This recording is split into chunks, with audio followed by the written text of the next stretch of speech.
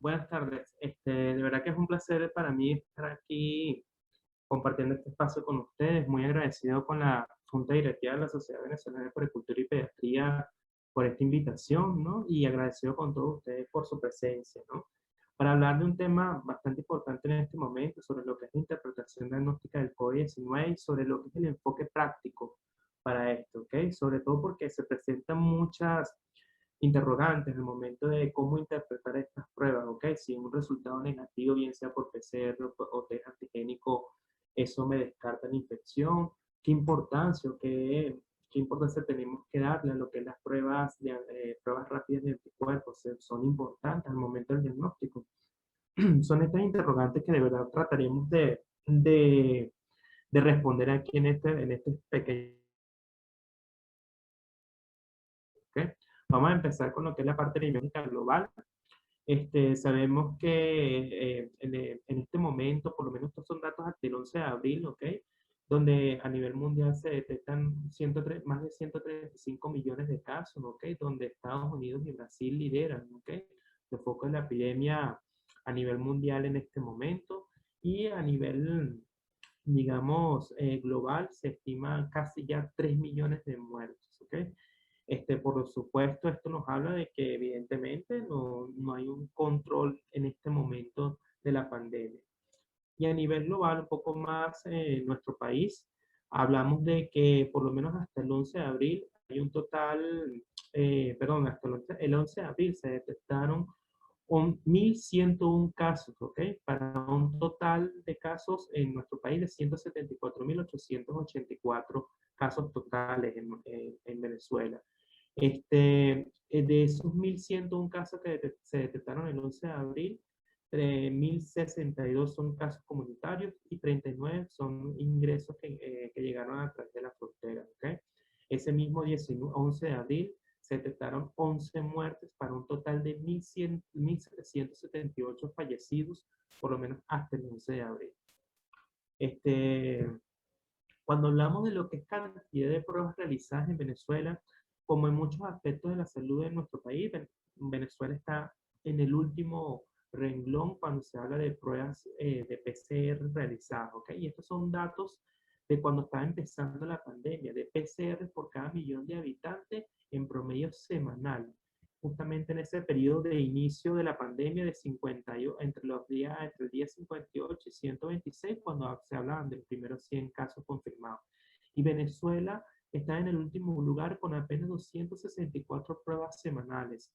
Comparadas con Panamá y Colombia, hacemos una extrapolación, apenas realizaba el 10% de todas estas pruebas. Por lo tanto, ya aquí se hablaba incluso de la pandemia, de que Venezuela daba un subregistro de casos con respecto al COVID-19.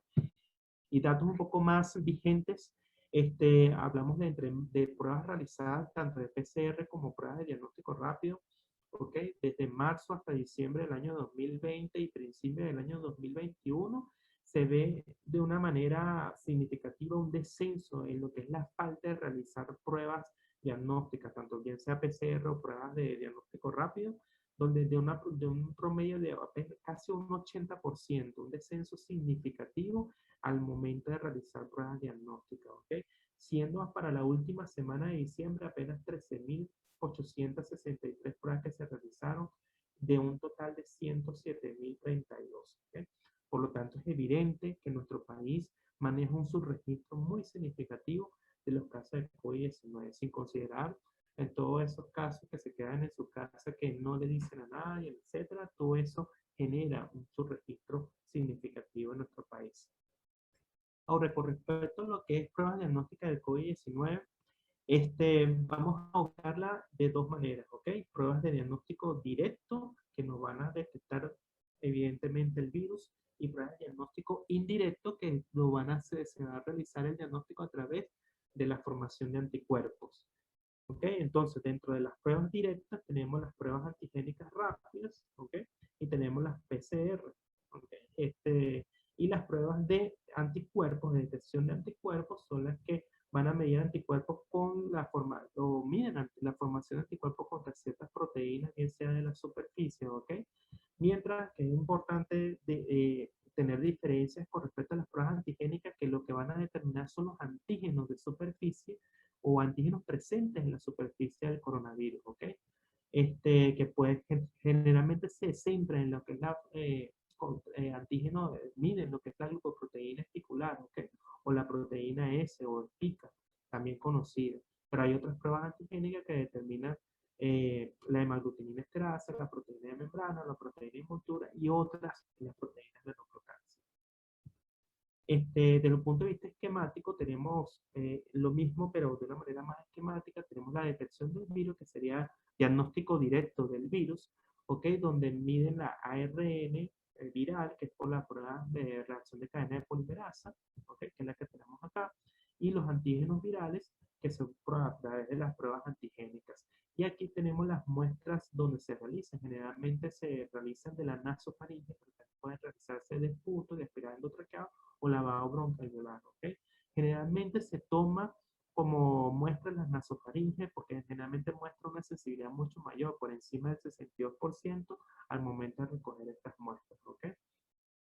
Mientras que de manera indirecta tenemos la que es la respuesta inmune, que es por la formación de anticuerpos específicos contra el SARS-CoV-2, ¿ok? Y en las muestras que se utilizan generalmente son de sangre, bien sea a través de digitopresión o venopunción, ¿ok? Y esas pueden ser pruebas serológicas, ¿ok? Que son pruebas de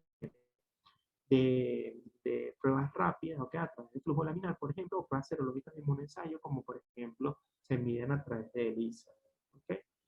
Para hablar, iniciar lo que es el diagnóstico de detección del virus SARS-CoV-2, que serían pruebas de diagnóstico rápido, tenemos nuestro dibujo nuevamente para mostrar rápidamente de manera esquemática que se tratan de las pruebas antigénicas, ¿ok? Rápidas, que van a medir bien sea la glucoproteína esticular, la mayoría se centra en esta, pero también hay otras que miden la hemaglutinina, la proteína de membrana, la proteína de envoltura o la proteína de la nucleocápside. Mientras que la reacción de cadena de polimerasa en transcriptasa reversa en tiempo real mide son el ARN, que son los genes que están presentes dentro del virus. Es la que se encarga de medir ese antígeno súper importante que es el ARN, y es la que digamos, la prueba que mayor sensibilidad y especificidad tiene. Entonces, ubicándonos en eso, tenemos la PCR en tiempo real, que detectan fragmentos de ARN SARS-CoV-2 con una sensibilidad entre 85 y un 90% y una especificidad del 99.5%, ¿de acuerdo? Es la prueba que, como les mencioné anteriormente, tiene la mayor especificidad y sensibilidad de todas las pruebas que vamos a mencionar. Sin embargo, hay que estar pendiente de lo que serían los falsos positivos. ¿Cuáles son los falsos negativos? Perdón. ¿Cuáles son las condiciones que me pueden hacer que esa PCR tenga un falso negativo? Una de ellas es que sea la calidad de la toma de la muestra. ¿Ok? Si es una toma que fue mal tomada, evidentemente no tiene la cantidad de virus suficientemente presente para poder detectar el ARN a través de la PCR. ¿Ok? Generalmente se recomienda que debe tardarse al colocar el hisopo unos 10 segundos y dar vueltas por lo menos aproximadamente 3 veces dentro del orificio nasal, de la fosa nasal, para que eso sea una muestra de una calidad óptima para tener el resultado adecuado para de PCR positivo. ¿Okay? La otra situación que nos puede dar un falso negativo es la manipulación y envío de la muestra, ¿ok? Que se pierda la cadena de frío. Eso es una razón fundamental. Generalmente estas son muestras que tienen que estar bajo menos 4 grados centígrados, incluso en el momento del traslado. La otra es que que se realice un envío tardío de la muestra. Por ejemplo, esas muestras que se guarden en la nevera para que pasen allí 24 horas y al día siguiente se le lleven. Esas son muestras que probablemente te pueden aumentar la posibilidad de que sea un falso negativo. Esas son muestras que una vez recogida, lo ideal es enviarla inmediatamente con su cadena de frío adecuada para que pueda dar o tener un resultado óptimo de resultado positivo, ¿ok? Y otro asunto importante a tener en cuenta es el tiempo desde el contacto, ¿ok? Una toma de la muestra muy tempranamente, generalmente a los pocos días del contacto, o sea, por lo menos tuve el contacto con un paciente sospechoso, realizar una PCR en este momento, evidentemente va a disminuir mucho el resultado, va a dar la posibilidad de que sea un falso positivo, falso negativo, perdón, de vista de que si el contacto es muy cercano y tomas la muestra en ese momento, la sensibilidad disminuye en menos del 80%, sobre todo si son pacientes asintomáticos. La otra es una toma de una muestra tardíamente, sobre todo en ese paciente que tiene ya una clínica muy tardía, que ya han pasado más de los 10 días, generalmente que se estima que disminuye mucho la carga viral, generalmente uno puede tener un falso negativo. ¿De acuerdo? Con respecto a las pruebas antigénicas, la sensibilidad va a variar si ese paciente es sintomático o asintomático. ¿Ok? Generalmente en los pacientes sintomáticos, la sensibilidad puede ubicarse entre un 50 y un 60%, que es en la mayoría de las pruebas, ¿ok? Mientras que si ese paciente tiene una alta carga viral durante ese periodo sintomático, esa sensibilidad pudiera aumentar hasta más del 85%. Pero generalmente la sensibilidad de las pruebas antigénicas se ubican justamente entre un 50 y un 60%. Este, con respecto a los asintomáticos, la evidencia es muy, muy escasa, ¿de acuerdo? Por lo tanto, es bastante difícil determinar cuánto es la sensibilidad en este tipo de pacientes. Pero cuando hablas de especificidad, una vez que el resultado es positivo, la especificidad es muy alta, ubicándose entre un 95 y un 99%. Y recordarles que estas son pruebas que detectan las proteínas que están en la superficie. Como les dije, en esta lámina quiero detenerme porque es una lámina bien explicativa acerca de lo que es la PCR y las pruebas antigénicas, cuándo tomarlas, y la importancia de lo que es el periodo cuando se toma, ¿de acuerdo? Entonces tenemos aquí tres líneas a las cuales hay que tomar en cuenta. Tenemos esta línea roja, ¿ok? Que es la que nos habla de lo que es el comportamiento de la carga viral. Tenemos esta línea discontinua, que es la que nos va a hablar acerca de las PCR, ¿ok? Que es las pruebas de alta sensibilidad. Y tenemos esta línea continua, ¿ok? Que nos va a hablar acerca de las pruebas antigénicas, ¿ok? Comenzamos con lo que es la línea roja y vemos lo que se llama la carga viral y vemos desde el momento cero del contacto, vemos que hay un aumento progresivo de la carga viral, ¿ok? Hasta que llega el pico máximo, ¿ok? Máximo de carga, ¿ok? Y es cuando comienza los primeros síntomas del COVID-19. Progresivamente, a medida que van pasando los días, esa carga viral va disminuyendo progresivamente hasta llegar generalmente al día 10 posterior al contacto, ¿ok? Que es cuando ya disminuye la carga viral lo suficientemente como para considerar el paciente que deja de ser transmisible, ¿ok? Y eso es lo que ocurre generalmente en un paciente con unos síntomas leves, que generalmente es el 80% de los casos. Ahora, vamos a ubicarnos en la línea discontinua que nos habla de las pruebas PCR, ¿ok? Y vemos acá que las pruebas PCR nos pueden detectar la carga viral incluso en el periodo sintomático, ¿ok? Presintomático, perdón. Por lo tanto, su sensibilidad es tan alta que nos permiten detectar esa carga viral incluso antes, mucho antes de que comiencen los síntomas. Generalmente se habla de que pueden comenzar incluso 48 horas antes de los síntomas, ¿ok? Este, y posteriormente podemos tener niveles de carga viral detectable incluso en el periodo postinfeccioso. Esto nos habla de que es tan altamente sensible que es difícil determinar cargas virales incluso cuando el paciente ya no deja de ser infeccioso como tal, ¿ok? O ha pasado ese periodo infeccioso. Ahora vamos con lo que es la línea continua que nos habla de las pruebas antigénicas.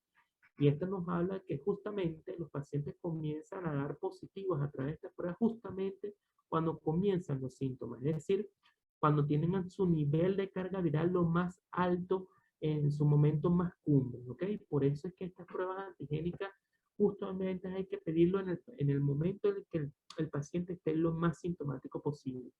Y generalmente esos síntomas van a durar un poco tiempo, ¿ok? Ese margen, digamos, para detectar los pacientes positivos con pruebas antigénicas, el margen es extremadamente estrecho, ¿ok? generalmente tenemos apenas unos 5 días máximo para poderlo detectar.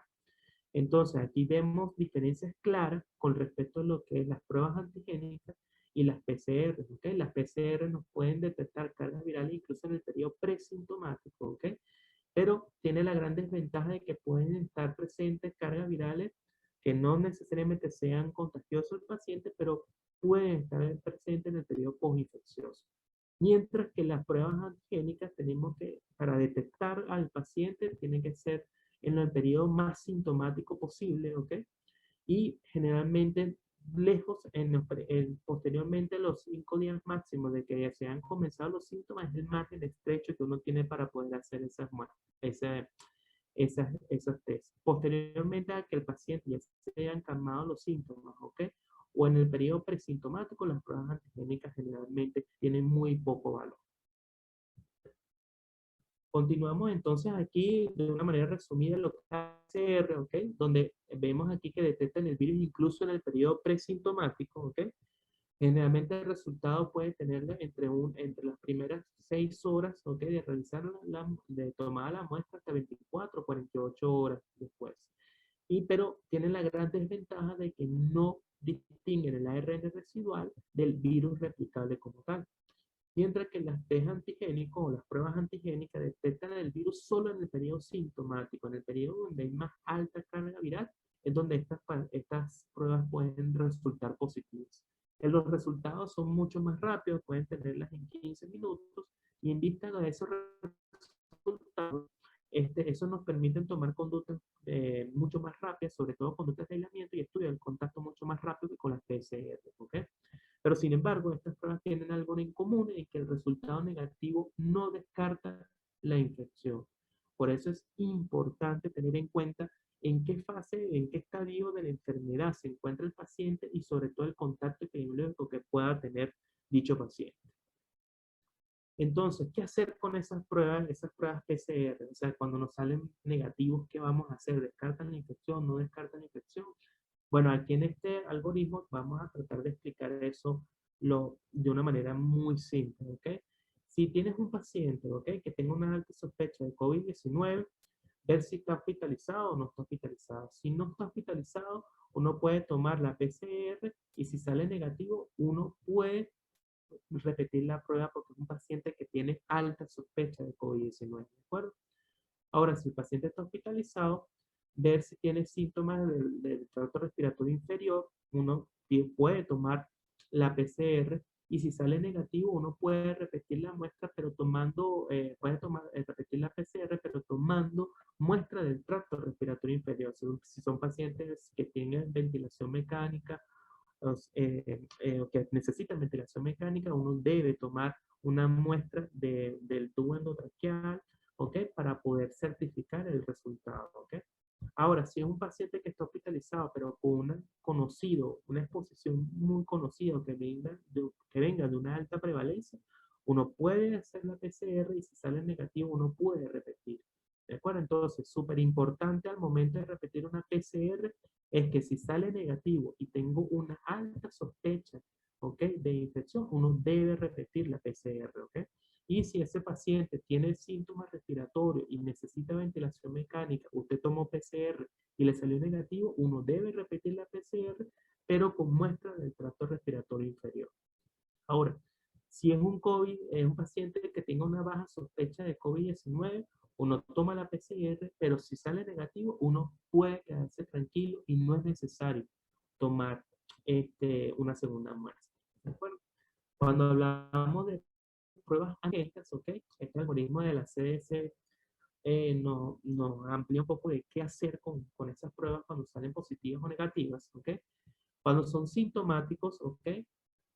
Todo va a depender de en qué categoría tenemos al paciente, si son sintomáticos, si son asintomáticos pero con un contacto muy cercano, si son asintomáticos pero sin una exposición conocida. ¿Ok? Entonces, si son sintomáticos, tienes una prueba antigénica positiva, ya eso evidentemente confirma la infección. Ahora, si está sintomático, pero presenta una prueba antigénica, uno debe confirmar una prueba de ácidos nucleicos, que es la PCR. Si esa sale positiva, confirma la infección. Pero si esa prueba antigénica sale negativa, uno debe preguntarse si hay un contacto o no en ese paciente sintomático. Si hay un contacto evidente, eso nos habla, y la prueba antigénica es negativa, eso nos habla de que no hay una infección activa en este momento, ¿ok? O sea, que esos síntomas que pueda tener ese paciente pudiera ser por otra causa. Ahora, si la prueba antigénica es negativa y no tienen contacto, eso evidentemente, probablemente, perdón, la PCR, la prueba de ácidos nucleicos es negativa y tienes no es un contacto conocido, evidentemente eso descarta la infección. ¿Ok? Ahora, si el paciente es asintomático, pero con un contacto cercano con COVID-19 y usted realizó una prueba antigénica y salió positiva, uno pudiera confirmar una PCR, ¿ok? Y si sale positiva, confirma la infección. Pero si sale negativa, ¿ok? Uno tiene que preguntarse si tiene un contacto muy cercano, perdón, que así lo tiene, ¿ok? Y si sale negativa, esa prueba de ácidos nucleicos sale negativa, ¿ok? Eso evidentemente elimina lo que es no hay evidencia actual de infección. Ahora, si tienes una prueba antigénica en este paciente asintomático que salió negativo, uno puede realizar una PCR y si salió negativo, ¿ok? Uno tiene que preguntarse si tiene contacto, que en este caso no tiene, y eso nuevamente elimina la posibilidad de infección. Ahora, si la prueba antigénica es negativa en ese paciente asintomático y usted realizó una PCR y salió positiva, uno confirma la infección. En el paciente asintomático, pero que no se conozca una exposición cercana al COVID-19 y usted realizó una prueba antigénica, salió positiva, confirma con una prueba de ácido nucleico, que sería la PCR. Si salió positiva, confirma la infección. Pero si salió negativa y no hay un contacto cercano, ¿ok? Eso elimina la infección, ¿ok? Ahora, si usted realizó una prueba antigénica y salió negativa y no hay un contacto cercano evidente, ni siquiera tiene síntomas de este paciente, como lo muestra el algoritmo, eso evidentemente elimina la infección o descarta la infección. Ahora, con respecto a la detección de anticuerpos, que serían los métodos indirectos para lo que es confirmar una infección por COVID-19, tenemos lo siguiente: la sensibilidad es variable con estas pruebas. ¿Ok? Porque pueden variar entre los primeros 5 días de cuando comienzan a producirse los anticuerpos, la sensibilidad puede ser menos del 50% y aumentando a 90% después de los 90 días de formados los anticuerpos. Sin embargo, esta sensibilidad aquí demostrada puede ser menor porque va a depender incluso de la técnica o del método que se realizaron la prueba de anticuerpos. ¿Ok? Cuando la especificidad no hay tanto problema, porque una vez que sale positiva, la especificidad sí es muy alta, que es alrededor del 90 al 99%. ¿Okay? Entonces, esto es un estudio, ¿okay? Un metaanálisis realizado el año pasado, en el cual nos muestra un estudio un metaanálisis de 38 estudios con aproximadamente 7.848 pacientes, en la cual compara la sensibilidad de diferentes pruebas, bien sea de ELISA, inmunofluorescencia, inmunohimunescencia, perdón, y la prueba de anticuerpos de flujo laminar, ¿ok? Entonces, cuando vemos la comparación de las diferentes pruebas, vemos que la que tiene mayor sensibilidad es la prueba de ELISA, que es aproximadamente el 93%, pero cuando vemos las pruebas de flujo laminar, a duras penas llegan a apenas al 80%, y el 80% cuando esas pruebas determinan ambos anticuerpos. Cuando determinan solamente la IgM, apenas llega a un 50%, y si determinan solamente la IgG, determinan solo apenas, llega a la sensibilidad apenas a un 60%. Por lo tanto, es importante tener en cuenta estos datos en vista de que las pruebas de flujo laminar son las que están usando en nuestro país para la realización de las pruebas de anticuerpos contra el COVID-19. Este es otro estudio, ¿okay? Que nos muestra también la sensibilidad y la presencia de los falsos positivos con estas pruebas de anticuerpos. ¿Okay? Esto es un estudio, estos son un metaanálisis que involucró 40 estudios donde se realizaron 29.842 pruebas, entre pruebas a través de ELISA, a pruebas de anticuerpos de flujo laminar o pruebas de quimio y luminiscencia. ¿Okay? Aquí podemos ver que en los pacientes con COVID-19, cómo la presencia de los falsos positivos se aumentó con respecto a, a cuando se realizan estas pruebas en los pacientes que no tienen COVID-19. Fíjense, en los pacientes con COVID-19, las pruebas de flujo laminar tienen una posibilidad de un 34% de tener un falso positivo, ¿ok? Y incluso con las pruebas de ELISA te da un resultado del 16%, ¿ok? Comparado cuando se comparan estas pruebas, cuando se realizan para detectar otro tipo de anticuerpos en los pacientes que no tienen COVID-19, ¿ok? Y cuando hablamos de la presencia de IgM, IgG a través de estas pruebas de flujo laminar, ¿ok? Vemos aquí que en la primera semana la IgM se acerca apenas a un 25%, ¿ok? Y mientras que la IgG se acerca apenas a un 13%.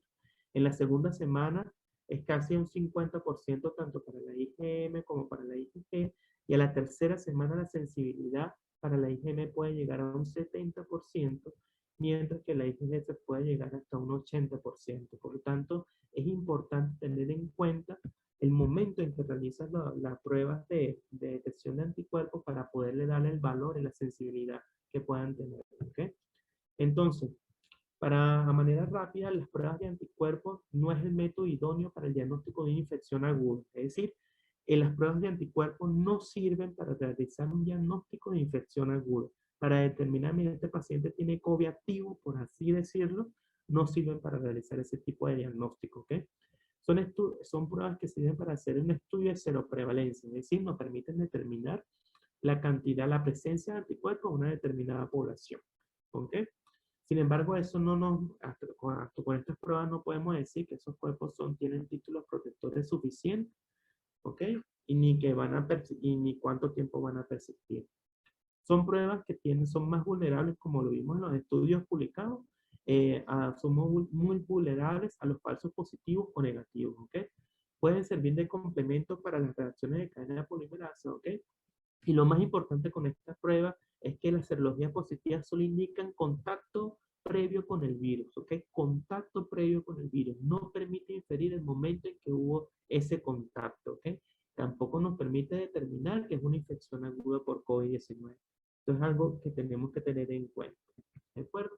Esto es un resumen de todo lo que hemos hablado, donde muestra la sensibilidad de cada una de las pruebas, de las PCR, de los test antigénicos y la determinación de anticuerpos, ¿ok? Donde vemos la sensibilidad y la especificidad de cada uno y los tiempos de los resultados obtenidos, cuánto pueden tardar esas pruebas, ¿de acuerdo? Y a manera de conclusión, tenemos que los métodos diagnósticos podemos clasificarlos de manera, en dos maneras claras, ¿ok? Directos a través de la PCR, ¿ok? O pruebas antigénicas, y métodos indirectos a través de la detección de anticuerpos contra el SARS-CoV-2, ¿ok? Las PCR es la que tiene mayor sensibilidad y especificidad de todas las pruebas que les acabo de comentar, y es el gol estándar para el diagnóstico de COVID-19, tanto por la OMS como por la CDC, ¿ok? Permite realizar el diagnóstico incluso en el periodo presintomático, ¿ok? Y no distingue, esa es la gran desventaja que tienen estas pruebas PCR, entre una RNA residual y un virus replicable. Mientras que las pruebas antigénicas deben realizarse justamente en el periodo sintomático, ¿ok? Que es cuando existe mayor alta carga viral y uno puede tener una mayor rentabilidad de sensibilidad con estas pruebas. Hay escasa evidencia, ¿ok? De sensibilidad con respecto a los pacientes asintomáticos con estas pruebas. Los resultados son muy rápidos, puedes obtenerlo en 15 minutos, y eso nos permite fácilmente tomar conductas terapéuticas, inclusive o sobre todo de aislamiento, que es lo más importante, y estudio de contacto. Sin embargo, estas pruebas tienen en común cosas importantes, como que hay que tener presente el estadio de la enfermedad para interpretación de los resultados, y un resultado negativo no va a descartar la infección. Por lo tanto, hay que tener en cuenta el contacto epidemiológico, es muy importante, y el estadio en que se encuentra en el momento en que uno realizó la prueba, para estar, digamos, seguro del resultado. Y las pruebas de detección de anticuerpos no es el método idóneo para realizar un diagnóstico de infección aguda, ¿ok? De COVID-19. Estas pruebas solamente sirven para un estudio de seroprevalencia, determinar que la presencia de anticuerpos en una población determinada. La serología positiva solo indica contacto previo con el virus, pero no permite inferir el momento en que ocurrió ese contacto, y son pruebas muy vulnerables a los falsos positivos o negativos. ¿Ok? Entonces, con esto termino. Gracias por la oportunidad, gracias por escucharme. Espero que de verdad haya servido para aclarar y no para oscurecer. Y me despido también dándole el enlace con nuestra Sociedad Venezolana de Infectología, tanto por Twitter como por Facebook e Instagram, que es @sdinfectología, donde se está trabajando constantemente en lo que es generar información basada en la evidencia con respecto a coronavirus y con respecto a muchas otras enfermedades infecciosas. Muchas gracias.